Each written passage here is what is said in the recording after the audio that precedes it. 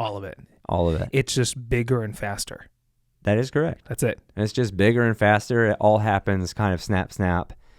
When you're flying at 150 miles an hour, for example, things can be kind of quick. Right. But if you're prepared for them, you find yourself kind of waiting. Because you're so ahead of the airplane. Waiting. Exactly. So you're waiting for the plane to catch up. Exactly. And when you get to your first jet, it's a very different story. You're hanging on by the static wicks. The airplane's driving and you're just trying to catch up. It's funny. I was talking with an airline pilot once who was saying something to the effect of, so when we fly, when you learn how to fly in these small piston engine planes, right, you really think mostly in terms of distance, like 10 miles out, I'll make my call. Sure. It's all distance. But he was talking about, moving up and flying faster and faster planes. And he said at some point, I forget the plane, I think it was a Saab 340 or something, all of a sudden this big leap in speed in terms of plane he was flying. And he said he had to flip it from distance to time. Yeah. Because the faster you move up in terms of speed, the more, if you stay in the same distance, it'll bite you in the butt. Sure.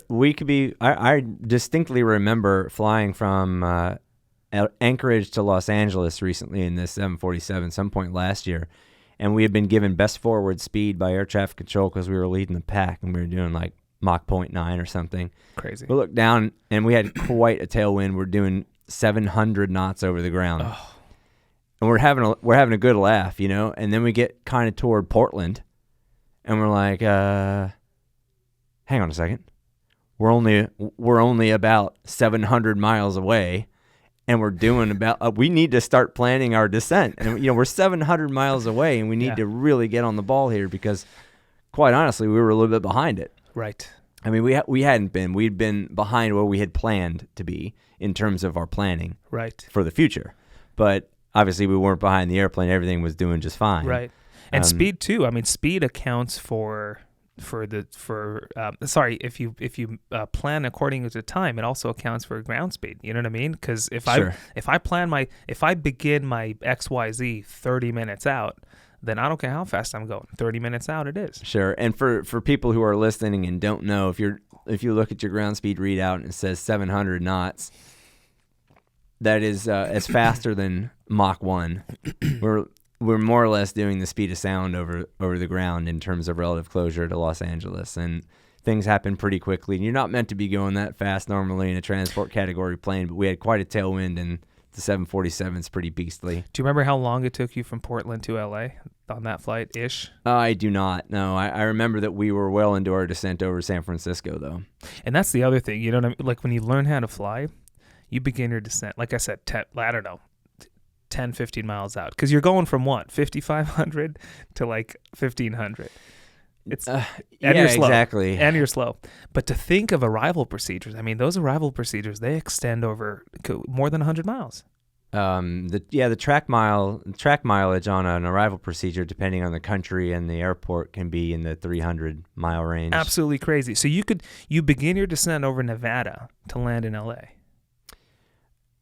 Potentially, sure. You could start it. Yeah, you absolutely. I can't remember the name of the arrival. I think it might be the river arrival in Los Angeles, but it goes out practically to Phoenix, or at least the transition is somewhere in Arizona, I feel like. So since we're talking about Palm Springs, 29 Palms, that's something far out, isn't it? So since we're talking about these concepts of transitioning to faster planes, as you've moved, what'd you learn to fly on? 150?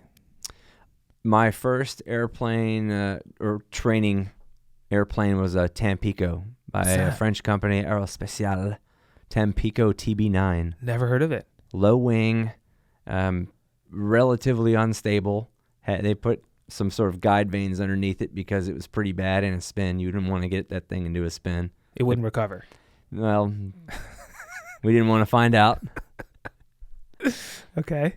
So this plane was docile if you kept the shiny side up, but otherwise... what would be the equivalent, like planes that are, flying to, is it still flying that plane? I don't know, but it's probably like a Cherokee. Okay. So it's a like normal, that. typical flight training airplane. Yeah, exactly. Like a Lycoming engine, horizontally opposed, normally aspirated. Got it. Very basic. So at what point, going from that to a 747, did you really have to get your act together in terms of, if I don't do this or shift my thinking, I'll really fall behind the airplanes? On what airplane did that happen?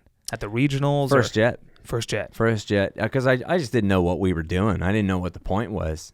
We had 8 simulators. The 8th one was a check ride.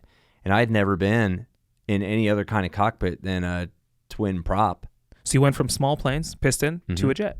That's right. And what was it, the 175, or did that come after? That was later. Yeah, the first jet I flew was the CRJ 200. And I was clueless, to say the least. I didn't know what I was supposed to do. I mean, I could operate the system. I could operate the aircraft. I didn't know what I was supposed to do. So I was behind it. I was big time behind it. Until I wasn't. Is that typical for a new FO to just be behind for a little bit? I'm sure that it is. I'm sure that it is. Because you don't have the experience, you don't have the foresight. If you haven't been in a situation before, you can't accurately imagine what's coming.